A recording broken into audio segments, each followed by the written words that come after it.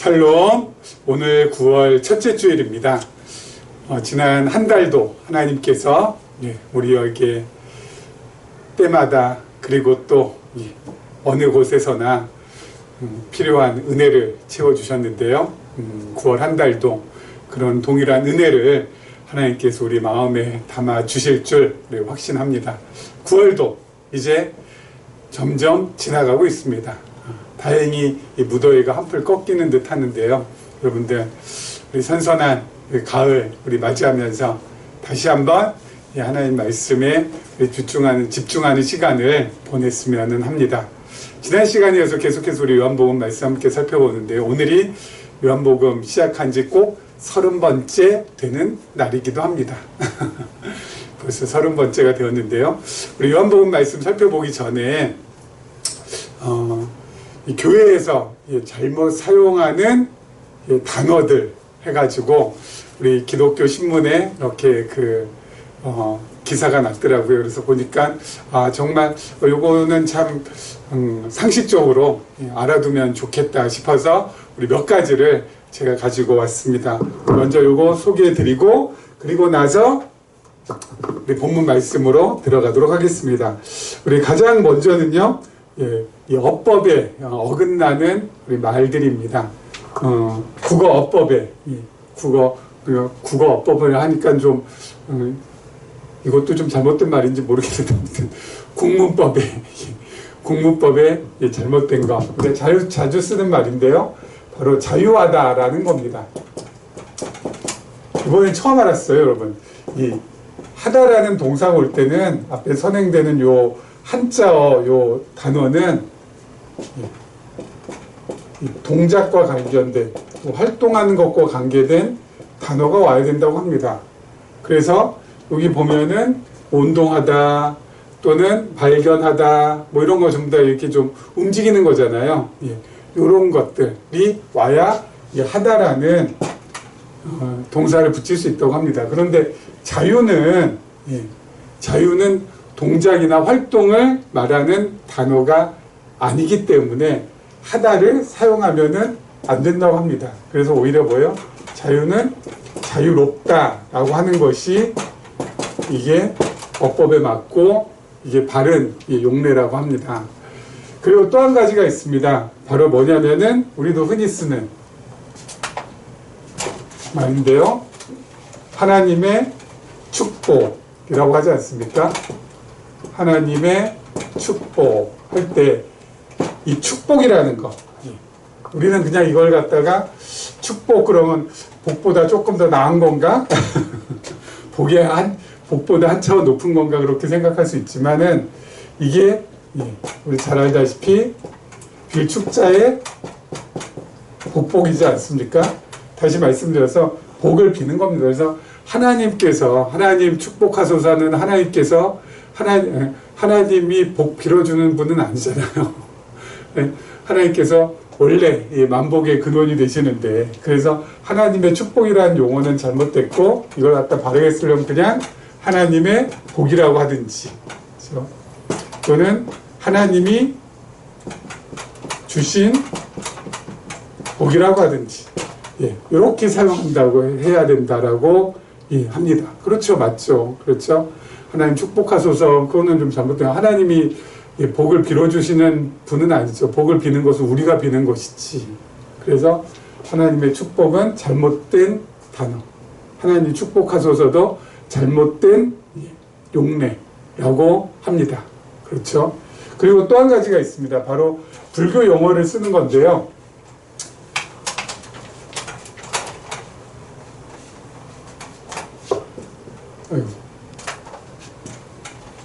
바로 고인의 명복을 빕니다 할 때 이 명복이 이게 불교 용어라고 합니다.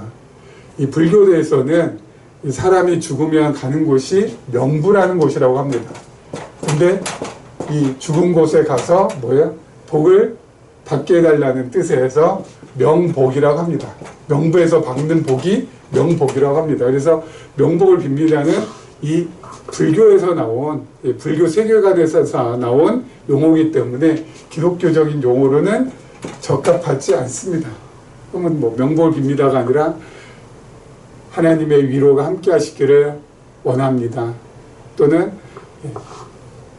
다시 만날 부활의 소망을 가지시길 바랍니다. 라고 유족들한테 말하는 것이 훨씬 더 기독교적인 표현이고, 명복을 빈다는 것은 이것은 불교적인 표현이라고 하니까 이것을 우리는 사용하지 않아야 된다라고.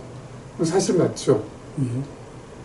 그리고 또 한 가지는 성경에서 나오는 단어를 우리가 잘못 사용하는 경우입니다. 그렇죠? 성경에서 나오는 단어, 제일 많이 잘못 사용하는 것이 이 성전이라는 거죠. 그렇죠? 성전이라는 것은 구약에 솔로몬 성전, 그리고 그 이후에 수르바벨 성전, 그리고 주님 오신 후에 70년 이 로마의 디도 장군에 의해서 예루살렘 성전이 회파된 이후에 지금 다시는 성전이 세워지고 있지 않다라고 했습니다. 그렇죠? 그 예루살렘에 있는 그 건물, 그것만이 성전이고 나머지 그렇죠? 그 외에서 지어지는 것들은 전부 다 뭡니까? 성전일 수가 없습니다. 그렇죠? 그러면 성전은, 신약시대의 성전은 누구예요? 또 말씀드린 것처럼 예수 그리스도가 성전이시죠. 근데 우리 예수 그리스도가 성전이심에도 불구하고 성전이신데 다시 성전을 짓자는 건 뭡니까? 예수 그리스도를 인정하지 않겠다라는 거 똑같습니다. 그래서 정말 잘못되게 사용되는 것이라는 거죠. 그럼 뭐라고 사용합니까? 그냥 교회당이나 또는 예배당 이렇게 사용하는 것이 가장 올바른 표현이죠. 이제 더 이상 성전은 없습니다.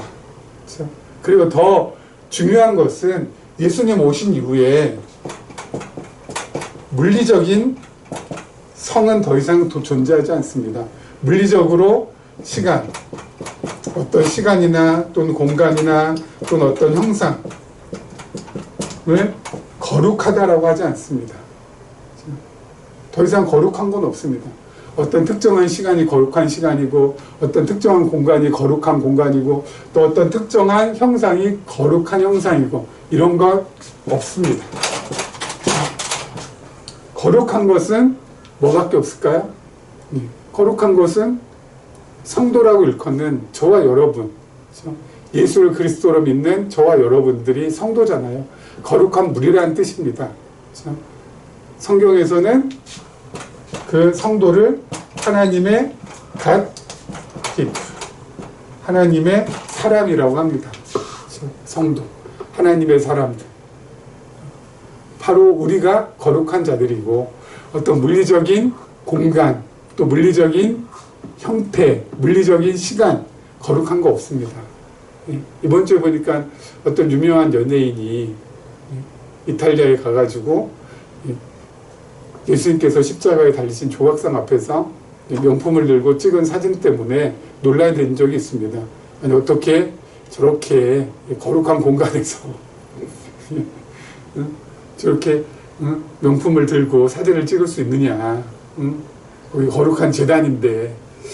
그런 논쟁을 보면서 제가 참 멀었구나 라는 생각을 가졌습니다. 여러분, 거룩한 제단, 거룩한 공간 없습니다.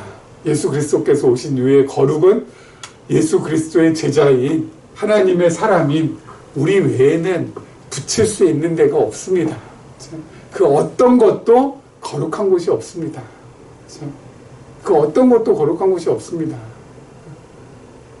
그렇기 때문에 여러분, 성도 외에는 거룩한 곳이 없다니까요. 그냥 거기서 사진을 찍든 말든 그게 무슨 상관이냐고요.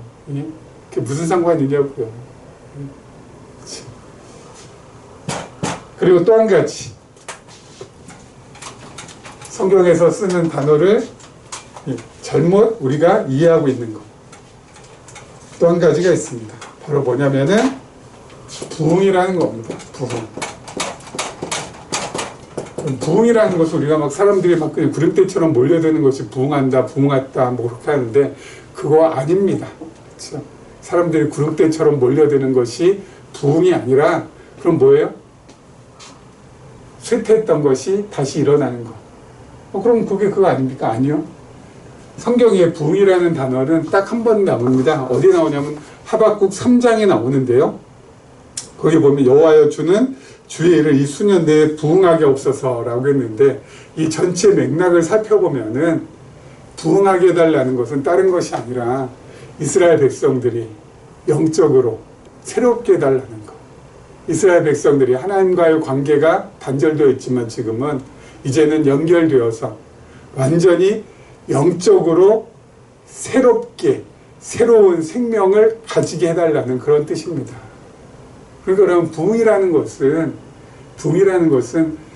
다른 것이 아니라 하나님과의 관계가 어때요? 새로워지는 것. 우리가 영적인 생명을 갖게 되는 것. 이게 바로 뭐예요? 부흥입니다. 다른 게 부흥이 아니라. 이것도 우리가 흔히 잘못 많이 사용해서 부흥해가지고 사람들 막 끌어모으고 이게 부흥이 아니라 뭐라고요? 여러분 한 사람 한 사람의 영혼이 하나님과 늘 연결되어서 늘 새롭게 되고 그리고 이 새 생명이 하나님 앞에서 아름답게 무럭무럭 자라는 것. 이게 바로 뭐라고요? 부흥입니다. 그래서 영어로 부흥을 리바이벌이라고 하나요? 새롭게 되는 것. 다시 새롭게 되는 것. 다시 살아나는 것. 그렇죠? 이게 부흥이라는 것이죠. 아무튼 우리 교회에서 쓰는 단어들이 참 우리가 미처 생각하지 못해서 그냥 늘 선배들이 쓰기 때문에 늘 그렇게 알아썼는데 아니라는 것. 자유하다 아니고 자유롭다. 그렇죠? 그리고 또 한 가지 말씀드렸던 거 갑자기 또 하나님의 축복이 아니라 하나님의 복. 하나님 축복하소서가 아니라 하나님 복을 베풀어 주소서. 그리고 명복이 아니라 하나님의 위로가 함께하게. 명복을 빈다는 말이 아니라 그리고 성전이 아니라 교회당이나 예배당으로. 그리고 부흥이라는 것은 물리적으로 많은 사람들이 몰려드는 것이 아니라 영적으로 내가 새롭게 되는 것. 하나님과의 관계가 늘 연결되어서 나의 영이 늘 하나님 앞에서 무럭무럭 자라는 것이라는 거. 그게 바로 뭐라고요? 부흥하는 거라는 거. 우리가 다시 한번 확인하고 넘어갔으면 좋겠습니다. 자, 지난 시간에 이어서 계속해서 우리 요한복음 말씀 살펴보도록 하죠. 자, 5장 11절입니다. 대답하되 날 낫게 한 그가 자리를 들고 걸어가라 하더라 하니 그들이 묻되 너에게 자리를 들고 걸어가라 한 사람이 누구냐 하되 고침을 받은 사람은 그가 누구인지 알지 못하니 이는 거기 사람이 많음으로 예수께서 이미 피하셨습니다. 그 후에 예수께서 성전에서 그 사람을 만나 이르시되 보라 네가 나았으니 더 심한 것이 생기지 않게 다시는 죄를 범하지 말라 하시니. 자, 38년 된 병자는 자기를 고친 분이 누군지도 모르고 있습니다. 그냥 일어나 자리 들고 걸어라 하니까 그냥 일어나서 그냥 자리 들고 걸었을 뿐입니다. 예. 예수님인지도 전혀 몰랐죠. 그러니까 여러분 표적이라는 거 우리 지난 시간에도 말씀드렸지만 표적 그 성경은 사인이라고 되어 있는데요. 이 표적이라는 것은 예수님을 뭐요? 예수님을 믿든지 안 믿든지 상관이 없이 일어납니다. 안 믿든지 상관없이 특히 이 병고침에 대한 표적이요.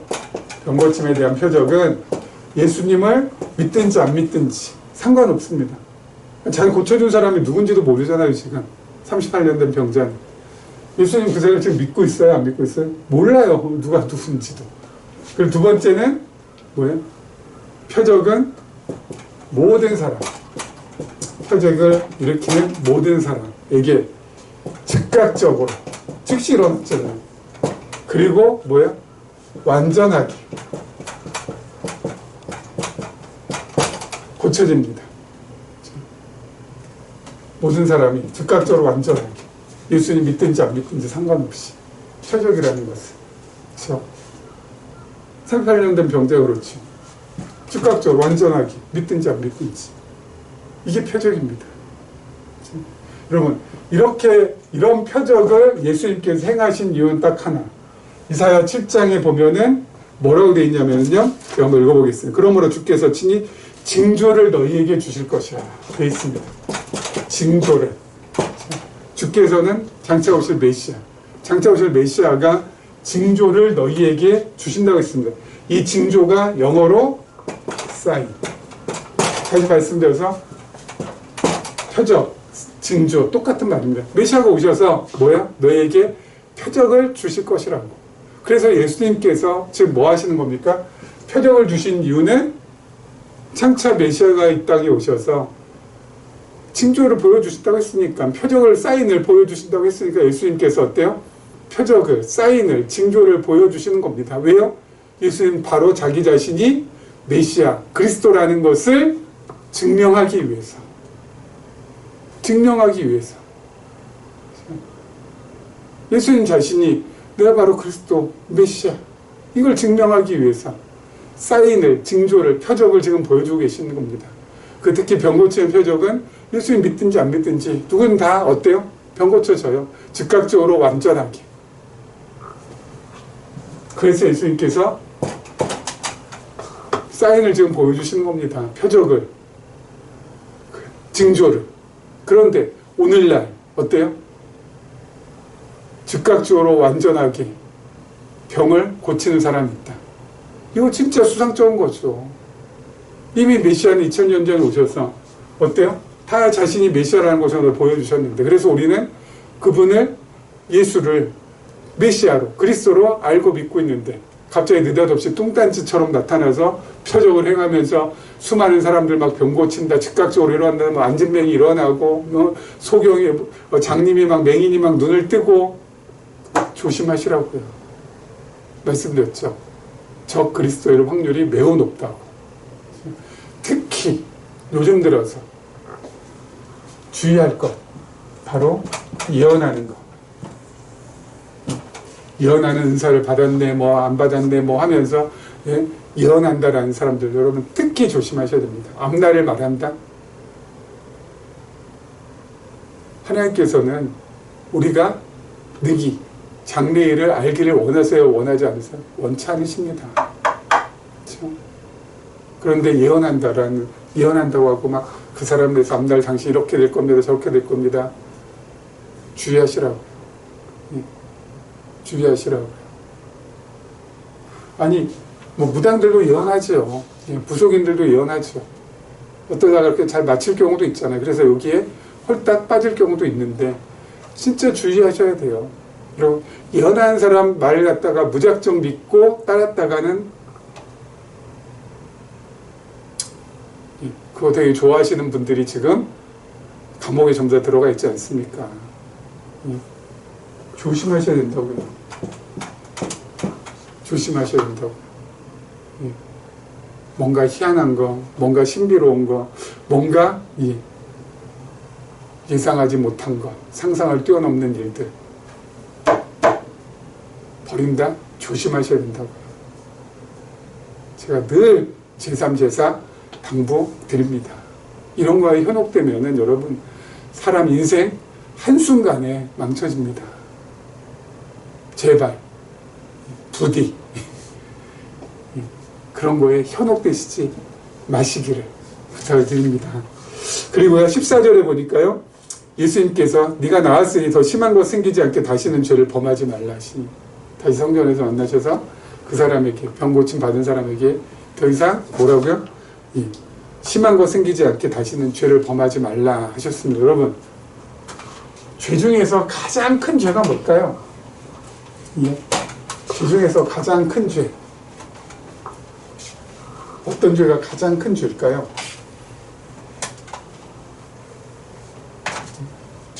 가장 큰 죄는 다른 죄가 아니라 뭐예요?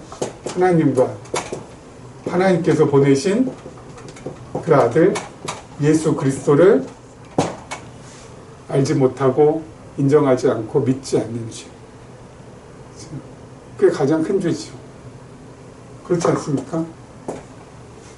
이거 하나님과 예수 그리스도를 모른다는 것은 바로 뭐예요? 구원받지 못했다는 건데, 구원받지 못한 사람, 믿음이 없는 사람은 그냥 존재 자체가 뭐예요? 죄입니다. 존재 자체가 죄예요. 아침에 일어나서 세수하고 밥 먹고 일상생활하는 그 모든 것들이 뭐예요? 다 죄라고요. 꼭 나쁜 짓 하고 뭡니까 아주 못된 짓 하고 이것만이 죄가 아니라 그냥 존재 자체가 죄 덩어리라고요. 그렇기 때문에 하나님과 예수 그리스도를 알지 못한다? 그 존재 자체가 그냥 죄입니다. 죄악 덩어리예요. 이건 뭐 어떻게 할 수가 없는 거죠. 가장 큰 죄. 존재 자체. 숨 쉬는 거, 숨 내뱉는 거, 뭔가를 향해서 시선을 갖다 이렇게 고정시키는 거, 음식 먹으면서 맛을 음미하는 거, 귀로 소리를 듣는 거, 다 뭐예요? 죄라고요. 근데 그 죄, 뭐라고 하셨습니까? 다시는 죄를 범하지 말라 하시니.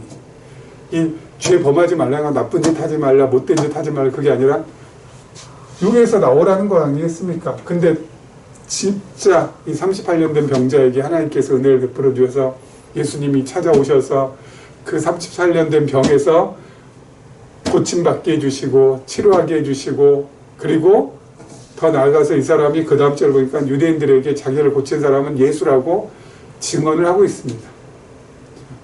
그런 걸로 미루어 봐서 이 사람은 하나님께서 믿음을 주셔서 뭐예요?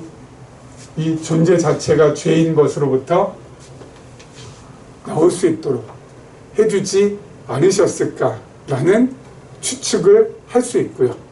그렇죠? 추측을 할 수 있고요. 그리고 이 사람은 다시는 38년 동안 자신을 괴롭혔던 그런 병에 다시 노출되지는 않았을 것이라고 생각이 됩니다.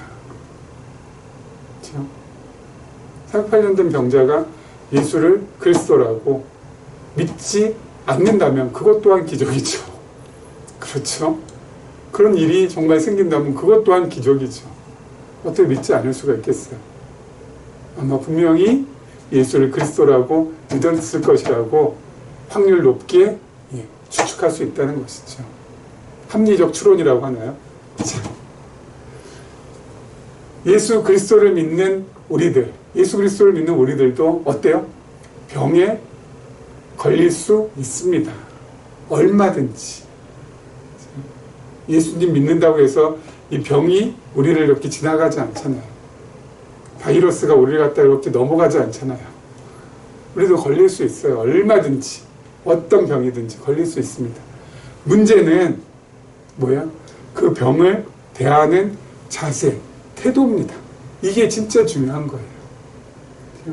얼마든지 병에 걸릴 수 있습니다. 근데 중요한 것은 병을 대하는 자세, 태도예요. 하나님께서 은혜를 베풀어 주셔서 치료받을 수 있는 병이면 병원에 가서 치료 잘 받고 나을 수 있게 되면은 어때요? 감사하면 되는 거죠. 감사하면 되는 거죠. 근데 그 정반대다. 그러면은 감사하지 않아야 됩니까?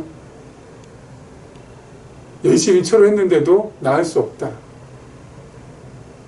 더 이상 생존 확률이 그렇게 높지 않다. 그렇게 병원에서 이야기 들었을 때 그때는 감사할 필요가 없나요? 그러면 원망하고 원통해하고 슬퍼하고 눈물 짓고 그러면서 자기의 생을 갖다가 마감해야 되나요? 아니죠. 그 역시 우리는 어때요? 감사로 승화시킬 수 있습니다. 왜요? 그토록 그리워하던 예수님 만날 수 있으니까.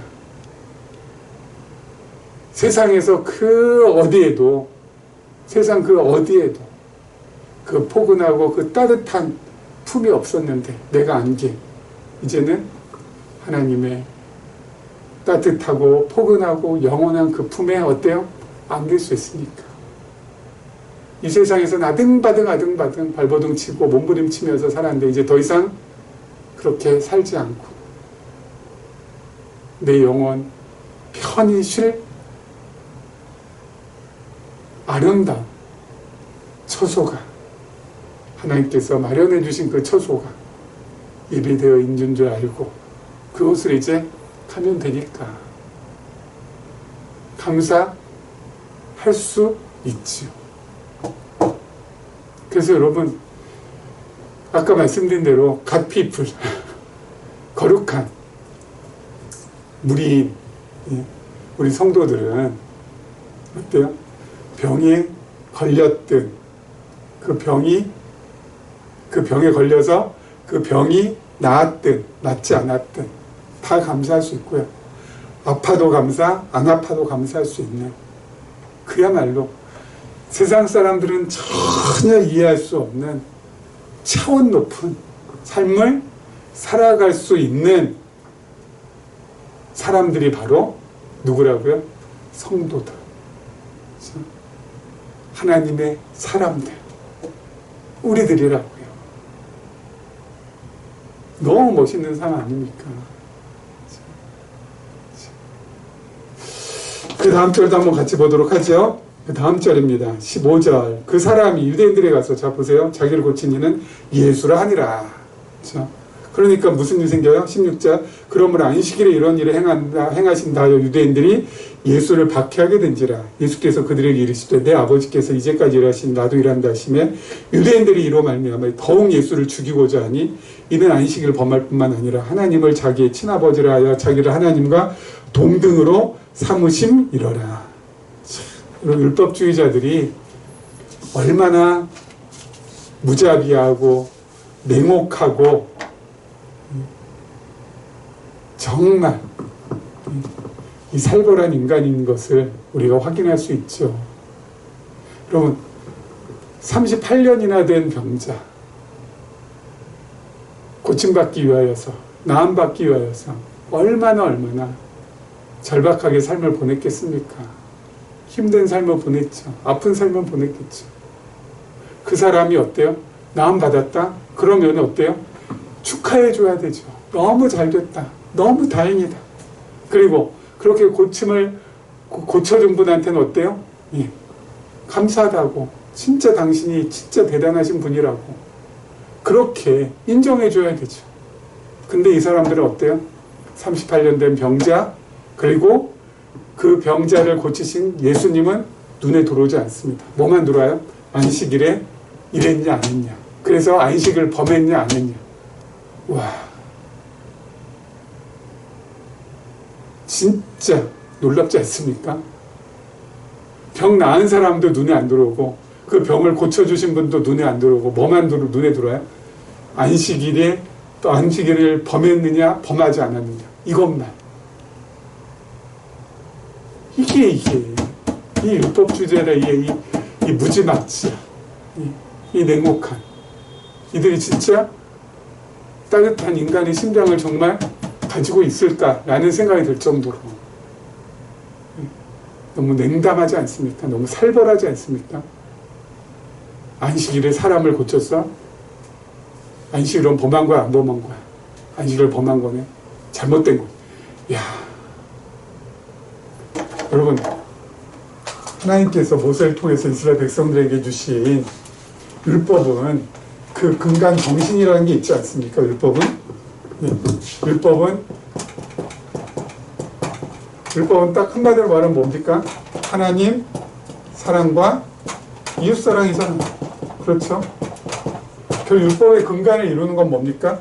사랑이에요, 사랑. 그렇죠? 사랑. 근데 여러분, 이 사람들은 이 사랑이라는 율법의 정신은 어때요? 이 알맹이잖아요. 내용이잖아요. 그건 전부 다 온데간데 없고 뭐만 붙들고 있는 거예요? 율법의 조문만. 그렇죠? 껍데기만 지금 붙들고 있는 거라고. 껍데기만 지금 애지중지하고 있는 거예요. 껍데기만 가지고 시시비비 가리자는 겁니다. 율법의 정신은 사랑인데. 하나님 사랑하는 거, 이웃 사랑만, 이것도 어때요? 따로따로가 아니죠. 이건 서로 어때요? 연결되어 있는 겁니다. 그래서 하나님을 사랑한다 하면서 이웃을, 형제를 사랑하지 않는 것은 거짓이라고. 그렇죠? 하나님 사랑, 이웃 사랑. 율법의 정의 사랑인데 이 사람들은 어때요? 그 알맹이는 쏙 빼놓고 껍데기만 붙들고 조문 하나하나만 붙들고 그거 좀 범했느냐 범하지 않느냐 이것만 따지고 있는 거예요. 고침받은 사람 축하해 주지도 않고 고쳐준 분한테 감사하지도 않고 안식을 범했느냐 안 범했느냐 이것만 가지고 진짜 이거 어처구니 없는 것이죠. 왜 이렇게 된 거예요? 왜 이렇게 된 거예요? 율법을 어때요? 왜곡하고 곡해해서 지금 이해하고 있기 때문이에요. 어떻게 율법을 곡해하고 왜곡해요? 율법은 지켜 행하는 것이라고. 여기서부터 모든 팩트가 전부 다 어긋나기 시작한 거죠. 율법을 지켜 행하는 것으로. 아니라고. 응? 율법 지켜 행할 수 있어요, 없어요? 없어요. 응? 없어요. 안식을 거룩히 지키라니까 우리가 마치 안식을 거룩히 지킬 수 있는 것처럼 안식일을 그렇게 지켜서 우리가 어때요? 안식을 잘 지키라는 그 말씀을 잘 행할 수 있는 것으로 착각한다니까. 여러분, 타락한 죄성은 우리로 하여금 안식이라는 것을 할 수 없도록 만듭니다. 우리는 안식할 수 있는 존재가 아니라는 것이에요. 인간의 죄된 욕망은 우리로 하여금 안식하도록 놔두지 않습니다.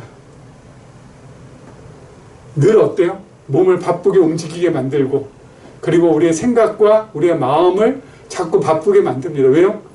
욕망, 욕심 채우기 위해서 몸을 가만히 놔두지 않도록 만든다고요.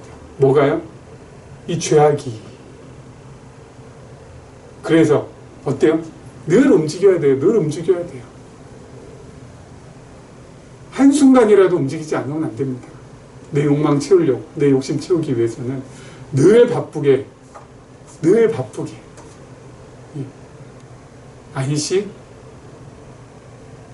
할 수 있는 존재가 아니라니까요.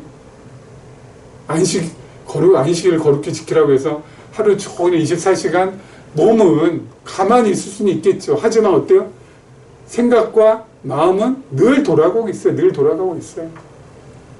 내일 뭐 하지?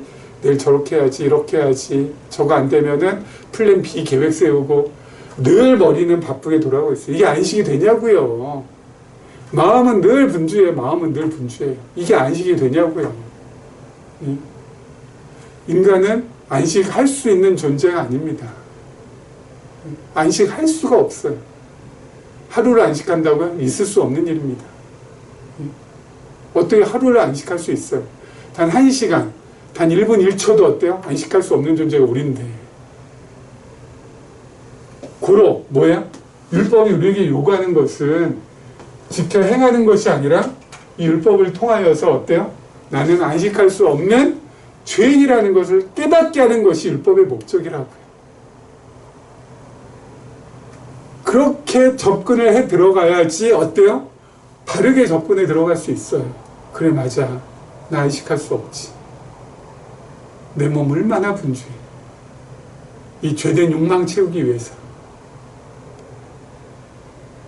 나의 이 탐심을 채우기 위해서. 내 생각과 내 마음이 얼마나 분주한지.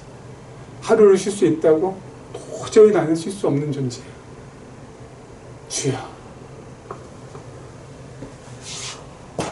내가 율법을 안식을 거룩히 지킨다는 것은 있을 수 없습니다. 이렇게 자신의 죄인됨을 인정하는 것. 그리고 나서 어때요? 손들고 십자가로 갈 수밖에 없죠. 그렇죠? 손들고 십자가 가는 수밖에 없어요. 십자가에 달리신 예수 그리스도 앞으로 가는 수밖에 없죠. 죄인이 갈 곳이 예수님 외에 다른 곳이 어디 또 있나요? 그리고 그 예수님 앞에서 나를 불쌍히 여겨달라고, 이 죄인을 긍휼히 여겨달라고 마음을 들이면서 그 십자가의 은혜와 사랑을 덧입는 거죠. 그 십자가의 은혜와 사랑을 내 안에 채우는 것이죠. 바로 그렇게 채울 때라야 뭐예요? 비로소 나에게 쉼이 주어질 수 있습니다. 쉼이 주어질 수 있어요. 그렇게 할 때 하나님도 사랑하게 되고 이웃도 사랑하게 된다고요. 로마서 13장에 바로 뭐예요? 바로 그렇게 할 때 우리는 율법을 지켜 행해서 하는 것이 아니라 그렇게 할 때 우리는 율법을 완성할 수 있다고요.